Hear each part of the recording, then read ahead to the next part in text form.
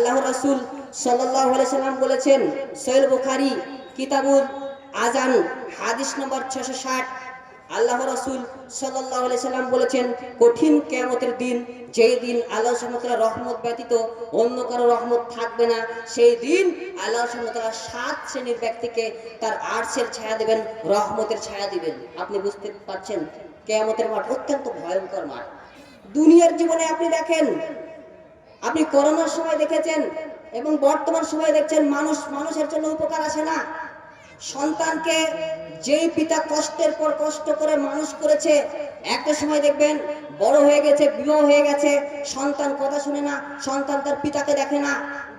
দুনিয়ার জীবনে যদি এই অবস্থা হয়, কিয়ামতের মাঠ যেই দিন কঠিন মাঠ, এই কঠিন মাঠে কেউ কাউকে চিনতে পারবে না, পরিচয় দিবে না, কেউ কাউকে সাহায্য সহযোগিতা করবে না। এই কঠিন মুহূর্তে আল্লাহ সুবহানাহু ওয়া তাআলা 7 শ্রেণীর ব্যক্তিকে তার রহমতের ছায়া দেবেন, আরশের ছায়া দেবেন।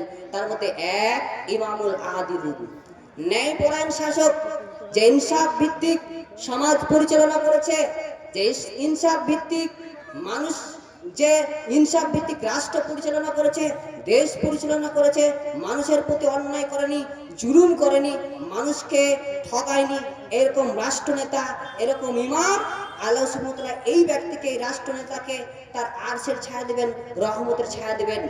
নাম্বার 2, ওয়াসাবুন নাশা ফি ইবাদাতি রাব্বিহি, ওই যুবক যে তার যৌবন কাল অতিবাহিত করেছে আল্লাহ সুবহানাহু ওয়া তাআলার ইবাদতে।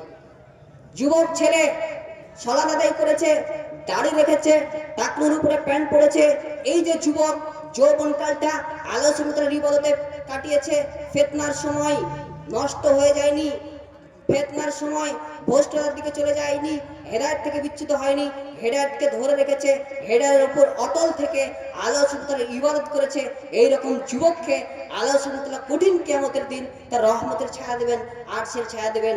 নাম্বার 3, ওই ব্যক্তিকে আরশের ছায়া দেবেন যেই ব্যক্তির অন্তর সর্বদা মসজিদের মধ্যে সম্পৃক্ত ছিল, মসজিদের মধ্যে লটকানো ছিল অন্তরটা।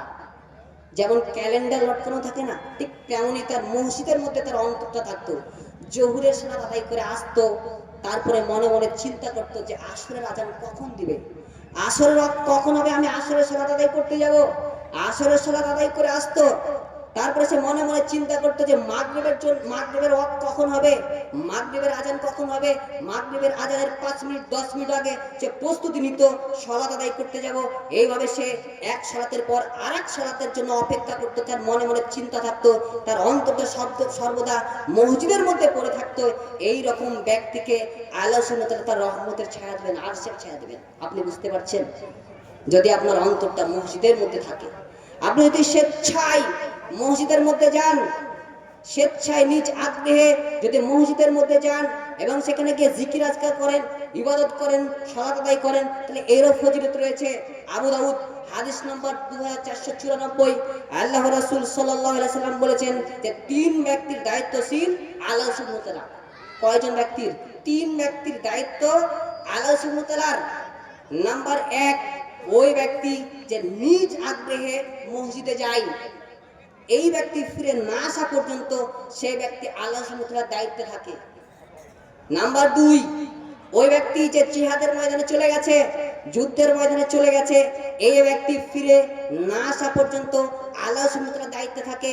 নাম্বার 3, ওই ব্যক্তি যে ব্যক্তি বাড়িতে প্রবেশ করে, যখন প্রবেশ করার সময় তার পরিবার পরিজনের উদ্দেশ্যে সালাম বিনিময় করে, সালাম দেয়, এই ব্যক্তিও আল্লাহ সুবহানাহু ওয়া তাআলার দায়িত্বে থাকে।